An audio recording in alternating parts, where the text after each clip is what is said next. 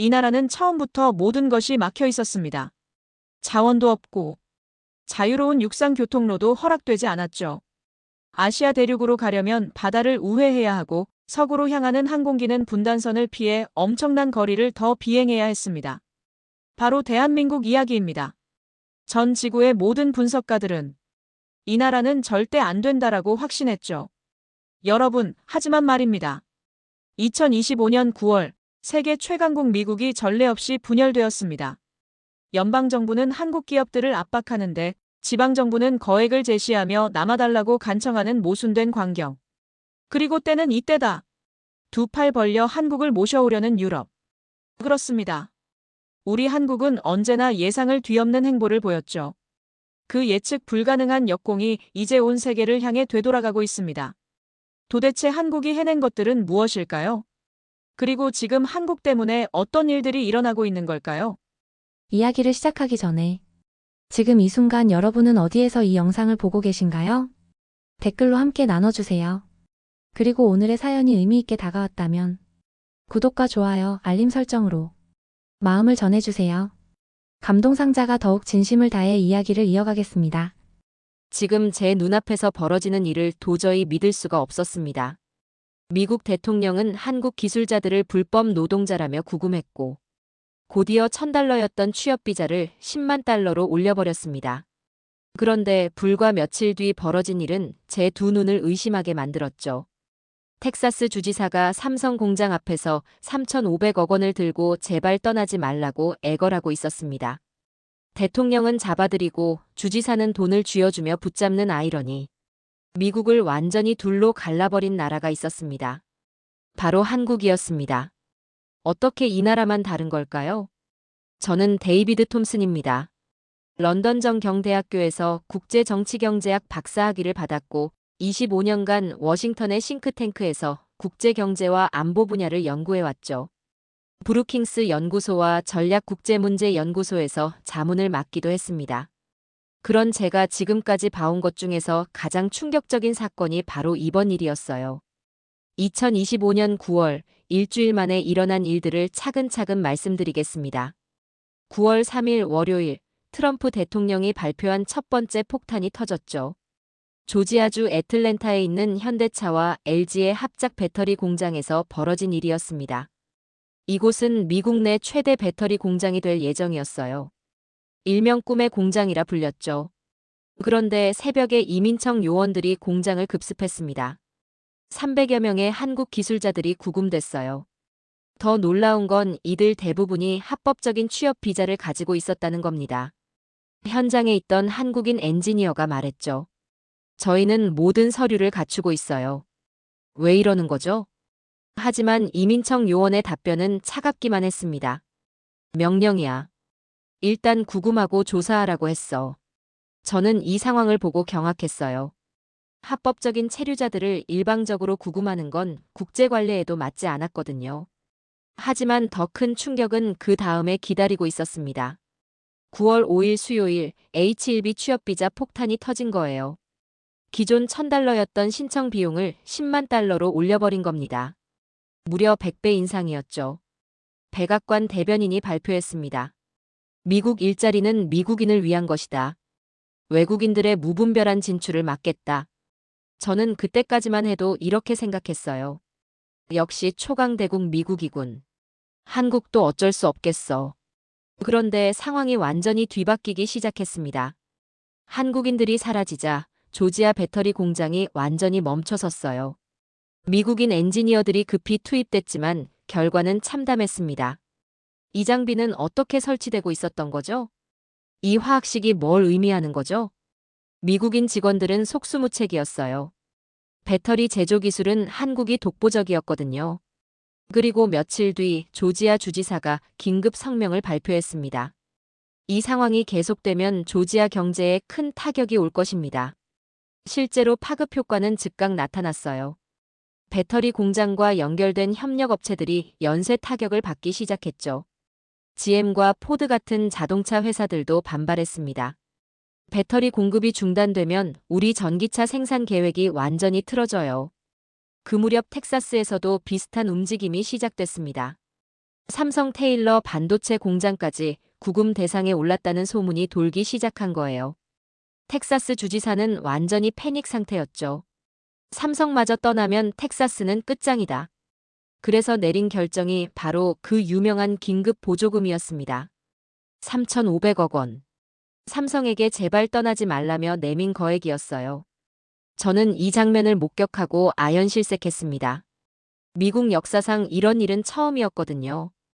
연방정부는 한국 기업을 압박하고 주정부는 돈을 줘가며 붙잡으려 한다. 완전히 모순된 상황이었죠. 그런데 한국 기업들의 반응은 더욱 놀라웠습니다. 우리는 일방적인 압박에 굴복하지 않겠습니다. 한국 내 투자를 대폭 확대합니다. 그리고 바로 발표한 게 한국 국내 6만 명 신규 채용이었습니다. 6만 명이요. 삼성 관계자가 기자회견에서 말했죠. 미국이 우리를 원하지 않는다면 한국에서 더 많은 일자리를 만들겠습니다. 현대차와 LG도 뒤따랐어요. 핵심 기술 개발은 앞으로 한국에서 집중하겠다. 이 순간 저는 깨달았습니다. 한국은 완전히 다른 선택을 한 거였어요. 다른 나라들이라면 어떻게 했을까요? 대부분은 미국의 요구를 받아들였을 겁니다. 그런데 한국은 정면으로 맞섰어요. 안 된다면 우리끼리 하겠다. 더 놀라운 건 그 뒤에 벌어진 일이었습니다. 현대차가 추가 발표를 했습니다. 미국 공장 계획을 축소하고 울산 공장을 증설하겠습니다. LG에너지솔루션도 마찬가지였어요. 배터리 핵심 기술은 한국에서 개발하는 게 더 안전합니다. 결과적으로 미국이 한국을 압박했지만 오히려 일자리가 한국으로 되돌아온 셈이었죠. 저는 이 모든 상황을 지켜보며 충격을 금할 수 없었습니다. 제가 25년간 연구해온 패턴과는 완전히 달랐거든요. 보통은 강대국이 압박하면 약소국이 양보하는 게 일반적인데 한국은 정반대였어요. 미국 내 여론도 급변했습니다. 조지아 지역 신문들이 사설을 쏟아냈어요. 한국 기업 없는 조지아는 상상할 수 없다. 현 정책이 조지아 경제를 위험에 빠뜨리고 있다. 텍사스 언론들도 마찬가지였죠. 삼성 없는 반도체 산업은 불가능하다. 실리콘밸리 기업들까지 반발하기 시작했습니다. SK와 삼성의 메모리 반도체 전문가가 말했어요. 우리 기술 없이는 미국 IT 산업도 버티기 힘들 겁니다.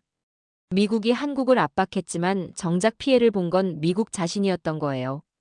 텍사스 주지사가 내민 3,500억 원은 단순한 보조금이 아니었습니다. 그것은 사실상 항복 선언이었어요. 우리는 당신들 없이는 안 됩니다.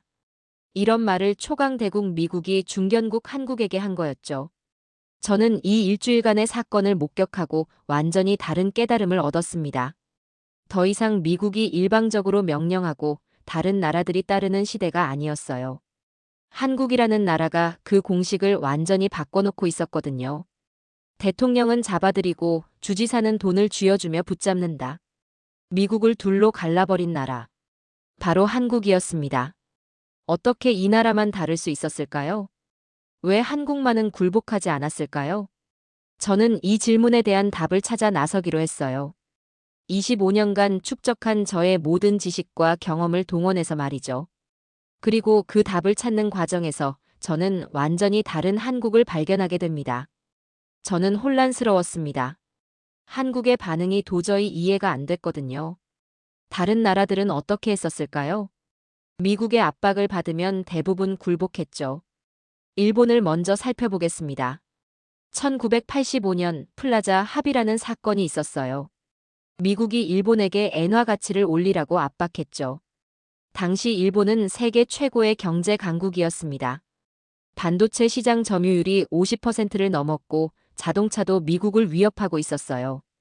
그런데 미국이 한마디 했죠. 너희들이 너무 잘 나간다. 좀 자제해라. 일본은 어떻게 반응했을까요? 즉시 고개를 숙였습니다. 일본 정부 관계자가 당시 말했어요. 미국과의 관계가 가장 중요합니다. 양보하겠습니다. 결과는 참담했죠. 반도체 산업을 스스로 규제했고 자동차 수출도 자발적으로 제한했습니다. 지금 일본 반도체 점유율이 얼마인지 아세요? 10%도 안 됩니다. 한때 세계를 지배했던 그 일본이 말이에요. 영국은 또 어땠을까요? 1980년대부터 미국이 영국 금융시장에 압박을 가했어요. 너희 시티 금융가는 너무 폐쇄적이야. 문을 열어라. 영국도 일본과 똑같이 반응했죠. 알겠습니다. 개방하겠습니다. 영국 재무장관이 당시 발표했어요. 미국 자본의 진출을 환영합니다. 함께 성장하겠습니다. 결과를 보세요. 런던 금융가는 이제 미국 자본이 장악하고 있어요. 골드만삭스, JP모건이 영국 금융의 핵심을 쥐고 있죠. 통신 분야도 마찬가지였습니다. 지금은 구글, 아마존, 마이크로소프트가 영국 시장을 지배하고 있어요. 저는 이런 패턴을 25년간 봐왔어요. 미국이 압박하면 다른 나라들은 결국 굴복한다. 이게 국제 정치의 철칙이었죠. 그런데 한국은 완전히 달랐습니다. 제가 한국을 처음 연구하기 시작했을 때를 말씀드릴게요. 2010년쯤이었어요. 지도를 펼쳐놓고 한국을 봤는데 정말 절망적이더라고요. 이 나라는 도대체 어떻게 살아남지? 북쪽은 DMZ로 완전히 막혀 있어요. 하늘길은 북한 영공을 피해서 돌아가야 하고 바닷길마저 태풍과 중국의 견제에 시달려요. 제 동료 연구원이 당시 말했어요. 한국은 지정학적으로 최악의 조건이야. 성공하기 힘들 거야. 저도 완전히 동의했죠. 이 나라는 성공할 수 없어. 섬나라인 일본도 미국 앞에서 굴복했는데 반도 국가인 한국이 어떻게 버틸 수 있겠어요? 저는 당시 보고서에 이렇게 썼어요. 한국의 지정학적 한계는 극복 불가능하다. 장기적으로 주변 강국에 의존할 수밖에 없을 것이다. 그런데 2024년 말부터 한국을 다시 관찰하기 시작했는데 깜짝 놀랐어요. 미국이 압박을 가하자 한국이 정면으로 맞서는 거였죠. 일본처럼 죄송합니다, 양보하겠습니다가 아니라 싫으면 우리끼리 하겠습니다였어요. 이런 반응을 보인 나라는 한국이 처음이었습니다. 삼성 임원이 기자회견에서 말한 게 인상적이었어요. 우리는 어려운 환경에서 살아남는 법을 배웠습니다. 이 정도 압박으로는 꺾이지 않습니다. 현대차 관계자도 비슷하게 말했죠. 한반도에서 살아남으려면 스스로 길을 만드는 수밖에 없어요. 의존하면 죽습니다. 저는 이 말들을 듣고 충격을 받았어요. 일본이나 영국 기업인들과는 완전히 다른 마인드였거든요. 일본 기업인들은 보통 이렇게 말해요. 미국과의 관계가 가장 중요합니다. 협력해야 합니다. 그런데 한국 기업인들은 달랐어요. 안 되면 우리끼리라도 하겠다. 이 차이가 어디서 오는 걸까요? 저는 한국의 역사를 더 깊이 파보기로 했어요. 한국 전쟁 이후 한국이 어떻게 살아남았는지 보니까 답이 보이더라고요. 미국의 도움을 받긴 했지만 결국 한국인들 스스로가 길을 만들어 왔더라고요. 1970년대 중동 건설 붐, 베트남 전쟁 파병. 모두 우리가 직접 나가서 해결하자는 정신이었어요. 반면에 일본과 영국은 어땠을까요? 편안한 환경에서 성장했기 때문에 미국 의존도가 높았던 거죠. 하지만 한국은 달랐어요. 애초부터 편안한 길이 없었거든요. 살려면 스스로 길을 만들 수밖에 없었죠. 그래서 미국이 압박해도 꺾이지 않는 거였어요. 저는 이때 깨달았습니다. 제가 25년간 연구해온 이론이 틀렸다는 걸 말이에요. 지정학적으로 불리한 조건이 오히려 한국을 강하게 만들었던 거예요. 일본은 굴복했고 영국도 포기했습니다. 그런데 한국은 달랐습니다. 제 판단이 완전히 틀렸다는 걸 깨달았어요. 한국은 성공할 수 없는 나라가 아니라 오히려 가장 강한 정신력을 가진 나라였던 겁니다. 저는 더 깊이 파보기로 했습니다. 한국 국민들이 어떻게 절망적 조건을 돌파해왔는지 말이에요. 1960년대부터 차근차근 살펴봤어요. 첫 번째로 발견한 게 파독 간호사와 광부들이었습니다. 1963년 한국 정부가 독일과 협정을 맺었어요. 간호사와 광부를 독일로 보내기로 한 거죠. 당시 한국은 정말 가난했습니다. 1인당 국민소득이 100달러도 안 됐어요. 독일 정부 관계자가 말했어요. 한국에서 정말 사람들이 올 수 있을까요? 언어도 다르고 환경도 완전히 다른데. 그런데 한국 젊은이들의 반응은 놀라웠어요. 독일어요? 배우면 되죠. 돈을 벌어와야 하니까. 간호사로 지원한 한 여성이 말했어요. 가족들이 굶고 있는데 무서워서 어떻게 해요? 가야죠. 광부로 지원한 남성도 마찬가지였죠. 위험하다고 하던데 상관없어요. 외화를 벌어와야 나라가 살아요. 결국 얼마나 많은 사람들이 갔는지 아세요? 간호사 만여 명, 광부 8천여 명. 총 2만 명에 가까운 젊은이들이 독일로 떠났어요. 독일 현지에서 그들이 어떻게 살았는지 보면 정말 눈물이 나요. 언어를 못해서 온갖 차별을 받았어요. 광부들은 지하 800m에서 석탄을 캤죠. 간호사들은 독일인들이 기피하는 야간 근무를 도맡았습니다. 그런데도 포기하지 않았어요. 한국에 보낸 돈이 얼마인지 아세요? 20년간 10억 달러를 송금했어요. 당시 한국 외환보유고의 절반에 해당하는 규모였죠. 독일 언론이 놀라서 보도했어요. 한국인들의 근면성과 희생정신은 세계 어디서도 찾기 힘들다. 저는 이 부분을 보고 충격을 받았어요. 개인의 고생보다 나라를 먼저 생각한 거잖아요. 두 번째로 발견한 건 새마을 운동이었습니다. 1970년대 한국 정부가 새마을 운동을 시작했어요. 농촌을 현대화하겠다는 거였죠. 다른 나라들은 정부가 예산을 투입해서 개발해요. 그런데 한국은 달랐어요. 박정희 대통령이 발표했어요. 시멘트와 철근은 정부가 지원하겠다. 나머지는 여러분이 직접 해달라. 농민들의 반응이 어땠을까요? 좋습니다. 우리가 직접 하겠습니다. 전국 3만 4천 개 마을에서 동시에 시작됐어요. 마을 사람들이 새벽부터 나와서 길을 닦았어요. 우리 마을길은 우리가 만들자. 지붕을 고치고 담장을 쌓고 우물을 파고 모든 걸 주민들이 직접 했죠. 한 농민이 인터뷰에서 말했어요. 정부에서 다 해달라고 하면 언제 끝날지 모르잖아요. 우리가 하는 게 빨라요. 결과를 보세요. 10년 만에 한국 농촌이 완전히 바뀌었어요. 초가집이 기와집으로, 흙길이 포장도로로. 외국 개발 전문가들이 깜짝 놀랐어요.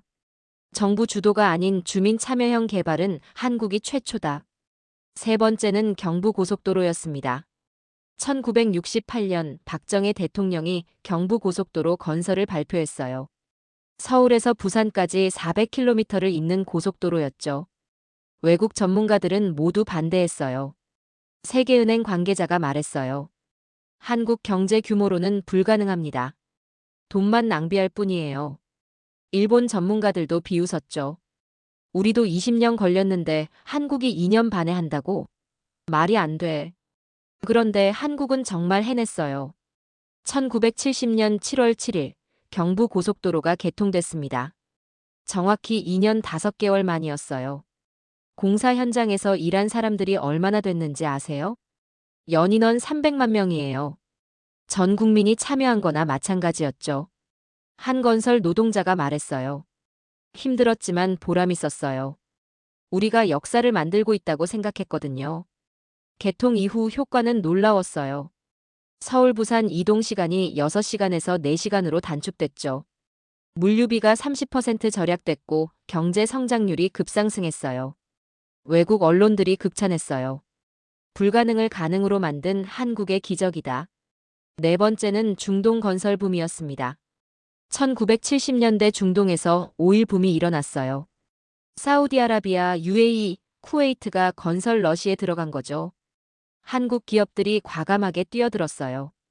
현대건설 정주영 회장이 말했어요. 사막이면 어때요? 가서 해보자.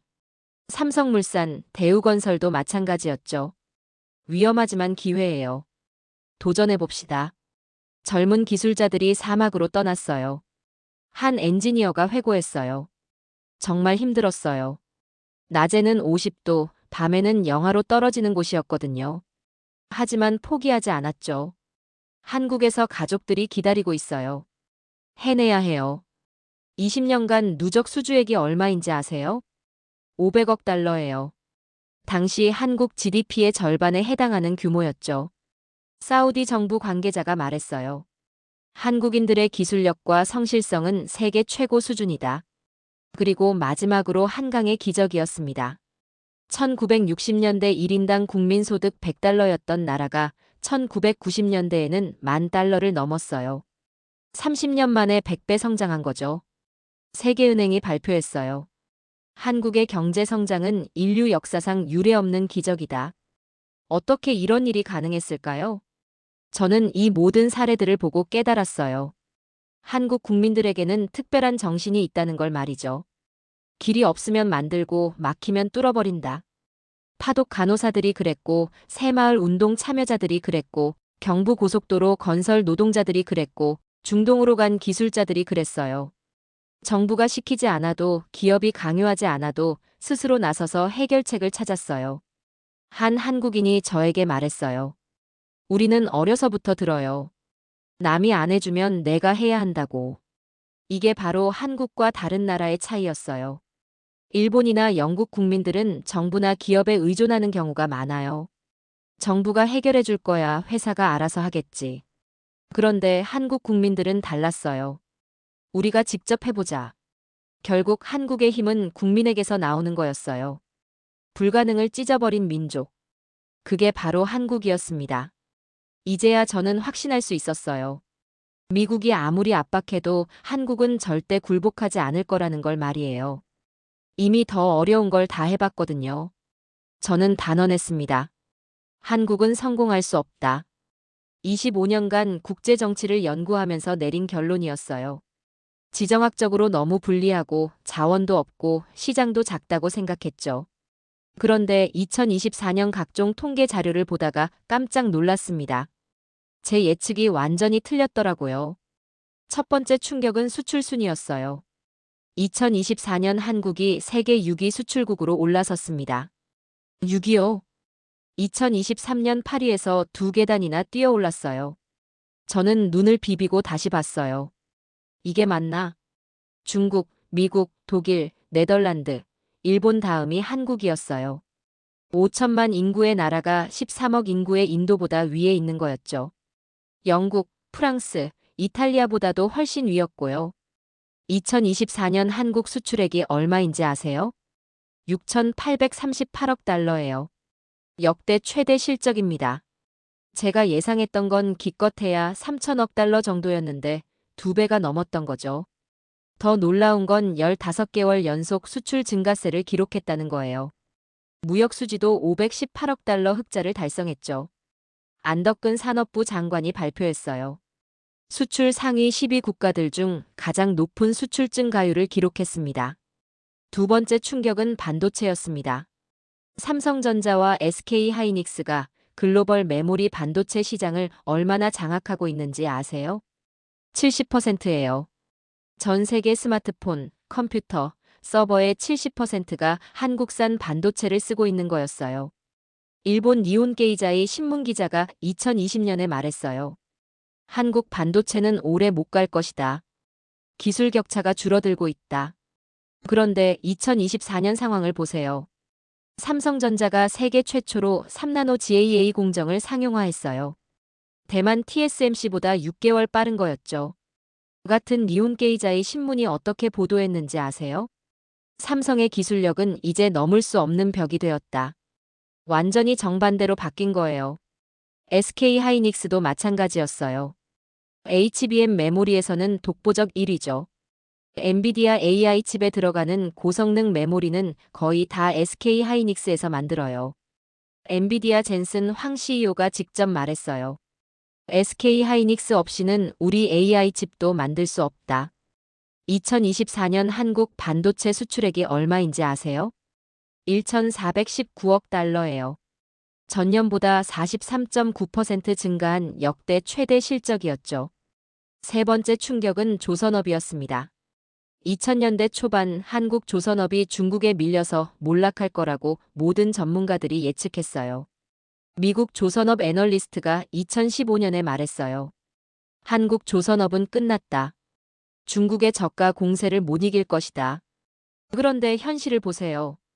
2024년 기준으로 한국이 전 세계 선박 발주량의 40%를 차지하고 있어요. 특히 고부가 가치 선박에서는 독보적이죠. LNG선은 어떨까요? 전 세계 LNG선의 70%가 한국에서 만들어져요. 현대중공업, 대우조선, 삼성중공업. 이 세 회사가 세계 LNG선 시장을 거의 독점하고 있어요. 컨테이너선도 마찬가지예요. 세계 최대 24,000 TEU급 초대형 컨테이너선은 한국만 만들 수 있어요. 중국 조선소 관계자가 인터뷰에서 말했어요. 기술 격차가 10년 이상 벌어져 있다. 따라잡기 힘들다. 네 번째 충격은 자동차였습니다. 현대차와 기아가 합쳐서 연간 몇 대를 생산하는지 아세요? 700만 대예요. 세계 3위 자동차 제조업체예요. 도요타, 폴크스바겐 다음이 현대기아차죠. 특히 전기차에서는 더 놀라워요. 테슬라 다음으로 전기차를 많이 파는 회사가 BYD인데 그 다음이 현대차예요. 현대차 아이오닉 5가 유럽에서 올해의 차로 선정됐어요. 독일 폴크스바겐을 제치고 말이에요. 독일 자동차 전문가가 말했어요. 현대차의 전기차 기술은 이미 독일을 넘어섰다. 제네시스는 어떨까요? 벤츠, BMW와 경쟁하는 프리미엄 브랜드로 자리 잡았어요. 미국 모터트렌드 매거진이 평가했어요. 제네시스의 품질은 독일 프리미엄 브랜드와 동등하거나 오히려 앞선다. 저는 이 모든 수치들을 보고 완전히 혼란스러웠어요. 제가 25년간 연구해온 결론이 모두 틀렸던 거거든요. 한국이 성공할 수 없다고 단언했는데 오히려 세계 최고 수준에 올라 있었던 거죠. 더 놀라운 건 다른 전문가들도 다 틀렸다는 거였어요. 2000년대 초반 월스트리트 저널 기사를 보세요.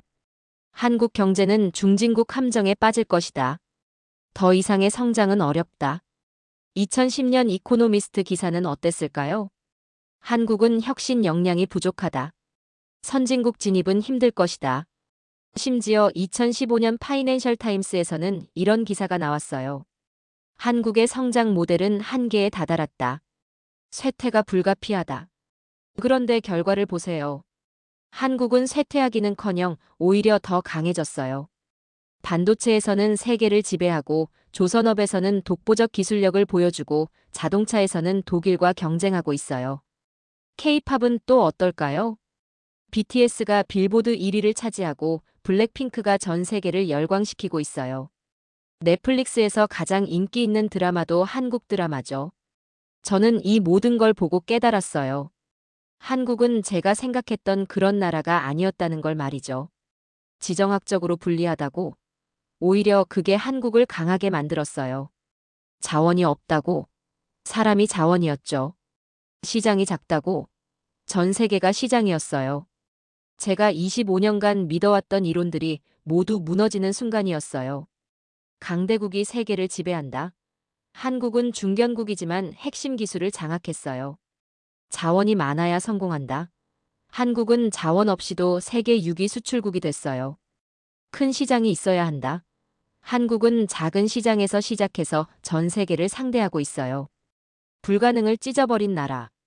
그게 바로 한국이었습니다. 저는 이제야 인정할 수밖에 없었어요. 제 판단이 완전히 틀렸다는 걸 말이죠. 한국은 성공할 수 없는 나라가 아니라 오히려 불가능을 가능으로 만드는 나라였던 거예요. 저는 깨달았어요. 한국은 철저한 전략이 있었던 거였습니다. 한국이 어떻게 불리한 조건들을 돌파했는지 차근차근 분석해 보니까 놀라운 패턴이 보이더라고요. 첫 번째 전략은 조선업이었습니다. 한반도는 삼면이 바다로 둘러싸여 있어요. 다른 나라들이라면 이걸 장애물로 봤을 텐데 한국은 정반대로 생각했어요. 바다가 우리를 막고 있다고? 그럼 우리가 바다의 주인이 되자. 1970년대부터 조선업에 국가적으로 투자하기 시작했어요. 현대중공업 정주영 회장이 말했어요. 배 만드는 기술이 없다고요? 배우면 되죠. 세계 최고로 만들어 보겠습니다. 외국 전문가들은 비웃었어요. 한국이 조선업에서 성공할 거라고? 일본도 있고 유럽도 있는데 말이 안 돼. 하지만 한국은 포기하지 않았어요. 울산에 세계 최대 조선소를 지었고 거제도에도 대규모 조선소를 만들었죠. 기술자들을 유럽으로 보내서 배우게 했어요. 결과를 보세요. 지금 한국이 전 세계 선박 발주량의 40%를 차지하고 있어요. 특히 LNG선에서는 독보적이에요. 전 세계 LNG선의 70%가 한국에서 만들어지죠. 노르웨이 선주회사 CEO가 말했어요. LNG선은 한국 아니면 안 됩니다. 기술 수준이 다른 나라와는 차원이 달라요.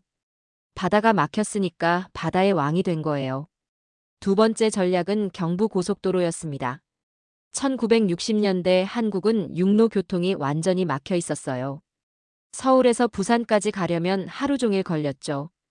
다른 나라들이라면 돈이 없으니까 나중에 하자고 했을 텐데 한국은 달랐어요.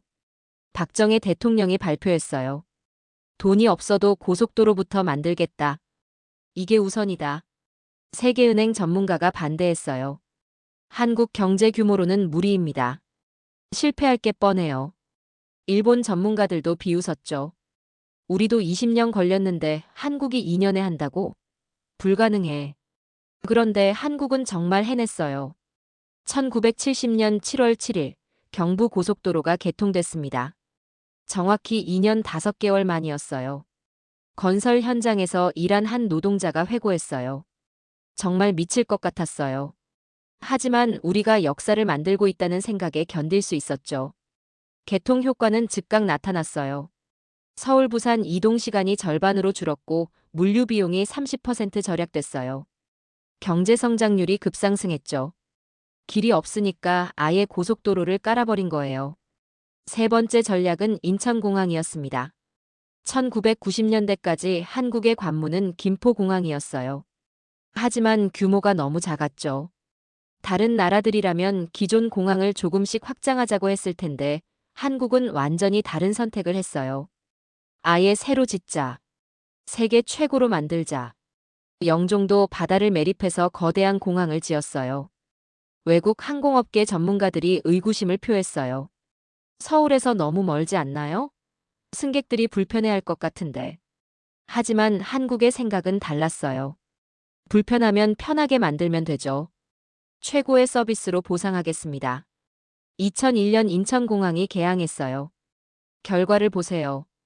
스카이트랙스가 선정하는 공항 서비스 평가에서 12년 연속 세계 1위를 차지했어요. 싱가포르 창의공항, 도쿄 하네다 공항을 제치고 말이에요. 국제공항협의회 관계자가 말했어요. 인천공항의 서비스 수준은 다른 공항들이 따라올 수 없는 경지에 있습니다. 하늘길이 불리하니까 아예 세계 최고의 허브공항을 만든 거예요. 네 번째 전략은 중화학공업이었습니다. 1970년대 한국은 여전히 농업국이었어요. 수출 품목도 가발, 신발 같은 경공업 제품이 대부분이었죠. 다른 나라들이라면 우리 수준에 맞게 단계적으로 발전하자고 했을 텐데 한국은 과감한 도약을 선택했어요. 중화학공업으로 바로 뛰어들자.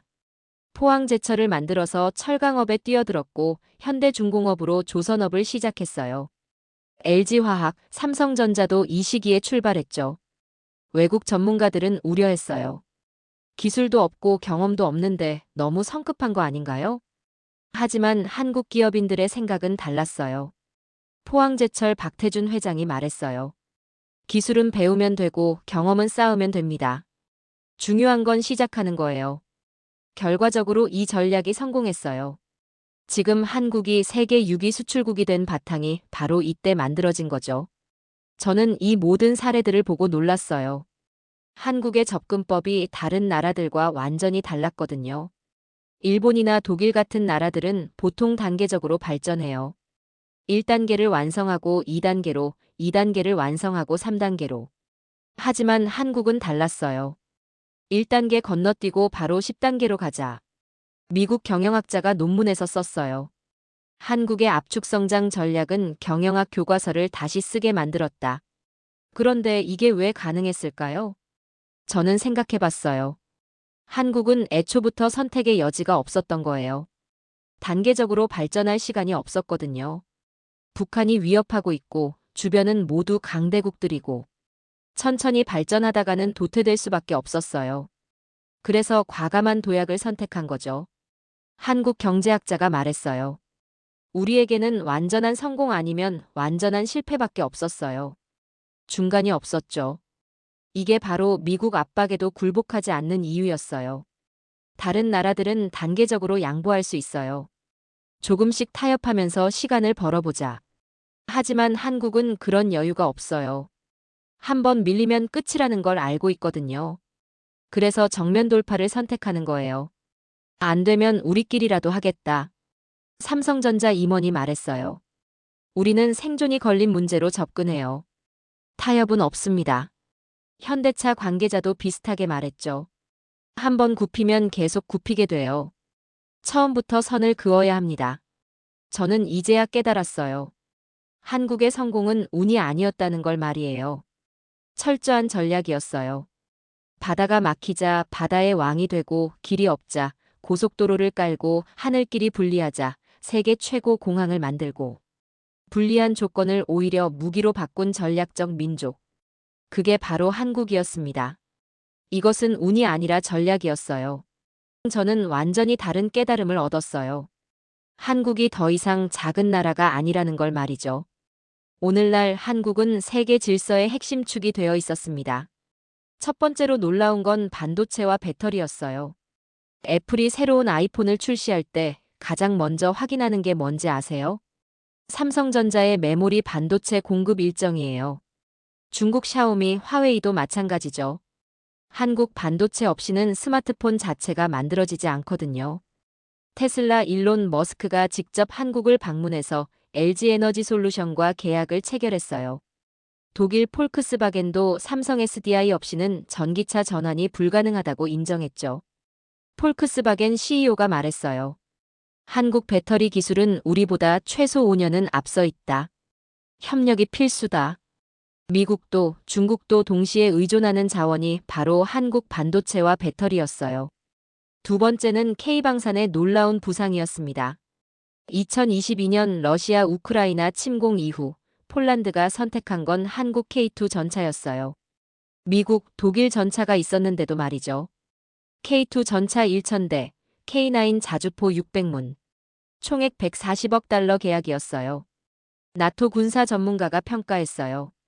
한국 무기가 유럽 전장의 게임 체인저가 되고 있다. 세 번째는 정말 충격적인 발견이었어요. 미국 싱크탱크에서 발표한 보고서 제목이 주한미군 재평가 누가 더 많은 이익을 얻는가? 였어요. 지금까지는 미국이 한국을 지켜준다고 생각했잖아요. 그런데 보고서 내용은 정반대였어요. 미국이 주한미군을 통해 얻는 이익이 한국보다 훨씬 크다. 정치적으로는 동아시아 전체 영향력, 경제적으로는 반도체와 첨단 기술 접근권, 군사적으로는 중국 현재 최전방 기지 역할이에요. 보고서 작성자가 결론에서 썼어요. 주한미군 철수는 미국에게 재앙이 될 것이다. 한국보다 미국이 더 많은 것을 잃는다. 이 보고서가 발표되자 워싱턴이 발칵 뒤집혔어요. 미국 국방부 관계자가 급히 해명했어요. 한미동맹은 상호 이익에 기반한 것이다. 하지만 이미 진실은 드러난 거였어요. 완전한 전세 역전이었죠. 네 번째는 AI 분야였습니다. 네이버 하이퍼클로바엑스가 챗GPT, 구글 바드와 정면 경쟁하는 수준까지 올라왔어요. 삼성전자도 갤럭시에 자체 AI를 탑재해서 애플 시리와 승부하고 있죠. 미국 AI 업계 관계자가 말했어요. 한국의 AI 기술 발전 속도가 예상보다 훨씬 빠르다. 무시할 수 없는 경쟁자가 됐다. 저는 이 모든 현실을 종합해보고 깨달았어요. 한국이 더 이상 누군가에게 의존하는 나라가 아니라는 걸 말이죠. 오히려 세계가 한국에 의존하고 있었어요. 미국은 한국 반도체 없이는 중국과의 기술 경쟁에서 밀리고 유럽은 한국 무기 없이는 러시아 위협에 대응하기 힘들어요. 심지어 미국의 아시아 전략도 한국 없이는 불가능해요. MIT 교수가 논문에서 썼어요. 한국은 21세기 글로벌 질서의 핵심 키플레이어가 되었다. 불과 한 세대 전까지만 해도 원조를 받던 나라였는데 이제는 강대국들이 의존하는 나라가 된 거예요. 세계는 한국을 포기할 수 없었습니다. 저는 자료조사를 마무리하다가 한 통계를 보고 말문이 막혔어요. 1960년 한국 1인당 원조액 9달러. 2020년 한국 1인당 기여액 87달러. 받던 나라가 주는 나라로 바뀐 거였어요. 한국의 성취가 경제나 기술에서 끝나지 않았다는 걸 의미하거든요. 그 시작은 1997년 IMF 외환위기였어요. 당시 한국은 완전히 절망적인 상황이었죠. 외환 보유고가 바닥나고 국가 부도 위기에 처했어요. IMF에서 570억 달러를 빌려야 하는 상황이었습니다. 다른 나라들이라면 어떻게 했을까요? 정부가 알아서 해결하기를 기다렸겠죠. 그런데 한국 국민들은 달랐어요. 1998년 1월 5일 놀라운 일이 벌어졌습니다. 전국에서 동시다발적으로 금 모으기 운동이 시작된 거예요. 서울 명동성당에서 한 시민이 말했어요. 나라가 어려운데 우리가 가만히 있을 순 없죠. 이 금반지라도 보태겠어요. 부산에서는 할머니 한 분이 금리까지 빼서 가져왔어요. 이것밖에 없지만 나라를 위해서라면 기꺼이 드리겠어요. 대구에서는 신혼부부가 결혼 반지를 내놨죠. 새 출발하는 마음으로 나라도 새 출발했으면 좋겠어요. 전국적으로 확산됐어요. 주부들이 금목걸이를 가져오고 할아버지들이 금시계를 내놨어요. 심지어 초등학생들까지 용돈을 모아서 참여했죠. 한 초등학생이 인터뷰에서 말했어요. 우리나라가 힘들다고 하니까 저도 도와드리고 싶어요. 결과가 어땠는지 아세요? 불과 2달 만에 227톤의 금이 모였어요. 350만 명이 참여한 국민운동이었죠. 당시 금값으로 21억 달러에 해당하는 규모였어요. IMF 관계자가 놀라서 말했어요. 국민들이 자발적으로 금을 내놓는 나라는 한국이 처음입니다. 전례가 없는 일이에요. BBC, CNN 같은 외국 언론들도 대서특필했어요. 한국 국민들의 애국심과 단결력은 세계 어디에서도 찾기 힘들다. 저는 이 장면을 보고 완전히 감동받았어요. 개인의 소중한 물건을 나라를 위해 기꺼이 내놓는 국민들. 이런 나라가 또 어디에 있을까요? 그리고 그 정신은 이어졌습니다. 2010년 한국이 OECD DAC에 가입했어요. 개발원조위원회라는 뜻이죠. 이게 얼마나 대단한 일인지 아세요? 원조를 받던 나라가 원조를 주는 나라가 된 거예요. OECD DAC에는 전 세계에서 30개국만 가입되어 있어요. 모두 선진국들이죠. 한국은 그 30번째 회원국이 되었습니다. 아시아에서는 일본 다음으로 2번째였어요. OECD 사무총장이 축하 메시지를 보냈어요. 한국의 DAC 가입은 원조의 역사를 새로 쓰는 일이다. 원조를 받던 나라가 주는 나라로 바뀐 첫 사례다. 더 놀라운 건 그 다음이었어요. 6.25 전쟁 때 한국을 도와준 참전국들을 기억하고 있었거든요. 터키, 태국, 필리핀, 콜롬비아. 이 나라들이 70년 전 한국을 위해 젊은이들을 보내줬죠. 이제 한국이 은혜를 갚을 차례였어요. 터키가 방산 현대화를 추진할 때 한국이 나섰어요. K9 자주포와 수리온 헬기를 지원했죠. 터키 국방장관이 말했어요. 한국이 우리를 잊지 않았다는 게 감동적입니다. 진정한 우방이에요. 태국에도 마찬가지였어요. 한국이 T-50 고등훈련기를 수출했죠. 태국 공군 관계자가 말했어요. 과거 우리가 한국을 도왔듯이 이제 한국이 우리를 돕고 있어요. 이런 관계가 진정한 동맹이죠. 필리핀에는 더 특별한 지원을 했어요. FA-50 경공격기 12대를 수출하면서 기술 이전까지 해줬거든요. 필리핀 국방부 장관이 감사 인사를 전했어요. 한국은 단순히 무기만 판 게 아니라 기술까지 가르쳐줬어요. 이런 나라는 한국뿐이에요. 아프리카와 동남아 지원은 더욱 감동적이었어요. 가나에 병원을 세워줬고 탄자니아에 도로를 만들어줬어요. 베트남에는 교량을 건설해주고 캄보디아에는 학교를 지어줬죠. 한국국제협력단 직원이 말했어요. 우리가 받았던 도움을 이제 다른 나라에 전하고 있어요. 정말 보람된 일이에요. 가나 보건부 장관이 감사 편지를 보냈어요. 한국이 세워준 병원 덕분에 수많은 생명을 구할 수 있었습니다. 한국은 우리의 생명의 은인이에요. 그런데 진짜 놀라운 건 코로나19 팬데믹 때였어요. 2020년 전 세계가 코로나19로 혼란에 빠졌을 때 한국이 나섰습니다. 진단키트와 마스크를 123개국에 지원했어요. 123개국이요. 브라질, 페루, 인도네시아, 우즈베키스탄. 한국 지원을 받지 않은 나라가 없을 정도였어요. 이탈리아가 코로나19로 최악의 상황에 처했을 때도 한국이 도왔어요. 진단키트 10만 개와 마스크 100만 장을 긴급 지원했죠. 이탈리아 총리가 직접 감사 인사를 전했어요. 한국의 도움이 없었다면 우리는 더 큰 재앙을 당했을 것이다. 평생 잊지 않겠다. 인도가 델타 변이로 사망자가 급증했을 때도 마찬가지였어요. 한국이 의료진과 의료 장비를 긴급 지원했죠. 인도 보건장관이 말했어요. 한국은 우리가 가장 어려울 때 손을 내밀어줬다. 진정한 친구다. 아프리카 54개국에도 백신을 지원했어요. 코백스 퍼실리티를 통해 수억 달러를 기부했죠. WHO 사무총장이 한국을 극찬했어요. 한국은 글로벌 연대의 모범을 보여주고 있다. 세계가 한국에 감사해야 한다. 저는 이 모든 걸 지켜보며 깨달았어요. 세계사상 이런 나라는 없었다는 걸 말이죠. 원조를 받던 나라가 은혜를 갚는 나라로 변한 사례는 한국이 유일해요. 대부분의 나라들은 잘 살게 되면 과거를 잊어버려요. 우리 힘으로 성공했다고 말하죠. 하지만 한국은 달랐어요. 도움받은 걸 절대 잊지 않았어요. 오히려 더 많이 갚으려고 노력했죠. 유엔 사무총장이 한국에 대해 말했어요. 한국은 국제사회에 희망을 주는 나라다. 받은 것보다 더 많이 베푸는 나라다. 노벨평화상위원회 위원도 한국을 언급했어요. 한국의 국제기여는 단순한 원조를 넘어선다. 진정한 인류애의 실천이다. IMF 위기 때 금을 내놓던 그 정신이 이어져서 이제는 전 세계를 도우는 나라가 된 거예요. 한때는 원조 없이는 버티지 못하던 나라였습니다.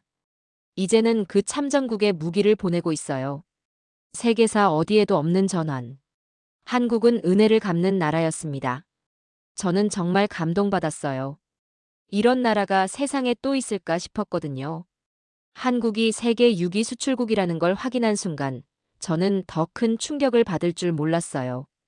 그런데 다음에 발견한 건 경제적 성공보다 훨씬 놀라웠습니다. 한국의 기적은 끝난 이야기가 아니었거든요. 첫 번째로 놀라운 건 2030년 경제 전망이었어요. IMF가 충격적인 보고서를 발표했습니다. 한국 GDP가 2030년 2조 달러를 돌파할 것이다. 2조 달러면 이탈리아, 브라질을 넘어서는 규모예요. 세계은행 수석 이코노미스트가 말했어요. 한국은 2030년대 글로벌 경제의 핵심 축이 될 것이다. 두 번째는 차세대 기술에서의 선점이었어요. LG에너지솔루션이 개발 중인 전고체 배터리를 보세요. 현재 배터리보다 용량은 2배, 충전 시간은 10분으로 단축돼요. 삼성전자는 6G 기술 개발에 본격 나섰습니다. 2028년 상용화 목표로 전 세계 통신업계를 선도하고 있어요. 삼성 네트워크 사업부 부사장이 말했어요. 6G에서는 한국이 표준을 주도할 것이다. SK텔레콤도 양자 암호통신 분야에서 독보적 기술을 보유하고 있어요. 세 번째는 방산업의 미래였습니다. 국정원 산하 국방산업진흥원이 전망을 발표했어요. 2030년까지 세계 5위 방산 수출국 진입이 확실하다. 글로벌 국방 리포트도 같은 분석을 내놨죠. 한국 방산의 기술력과 가격 경쟁력은 독보적이다. 현재 주문 대기 물량만 300억 달러를 넘어서고 있어요. 네 번째는 우주항공 분야였어요. 누리호 성공 이후 한국형 발사체 기술이 급속히 발전하고 있습니다. 한국항공우주연구원이 발표했어요. 2030년 달 탐사선 발사를 목표로 하고 있다. 스페이스X도 한국 기술에 주목하고 있어요. 다섯 번째는 글로벌 인식의 변화였습니다. 하버드대 경제학과 교수가 논문에서 썼어요. 한국은 21세기형 중견 강대국의 모델을 제시하고 있다. 독일 프랑크푸르터 알게마인의 신문 사설이 인상적이었어요. 한국은 작은 거인이다. 크기는 작지만 영향력은 거대하다. 미국 월스트리트 저널은 더욱 직설적이었어요. 한국의 G7 진입을 논의해야 할 때가 왔다. 저는 25년간 한국을 과소평가했어요. 이 나라는 성공할 수 없다고 단언했죠. 하지만 한국은 저의 모든 예측을 뒤엎었어요. 불과 70년 전 전쟁의 폐허였던 나라가 이제는 2030년 GDP 2조 달러, 방산 세계 5위를 향해 달려가고 있습니다. 외국 전문가들이 인정하는 21세기형 강국. 그게 바로 한국이에요. 저는 이제 확신합니다. 한국이 세계 1위를 향해 달려가고 있다고 말이에요. 한국의 진짜 기적은 이제부터 시작입니다. 지정학적 불리함을 오히려 경쟁력으로 바꾸고 절망적 조건에서도 포기하지 않는 국민들, 그리고 받은 은혜를 잊지 않고 세계에 되돌려주는 아름다운 나라.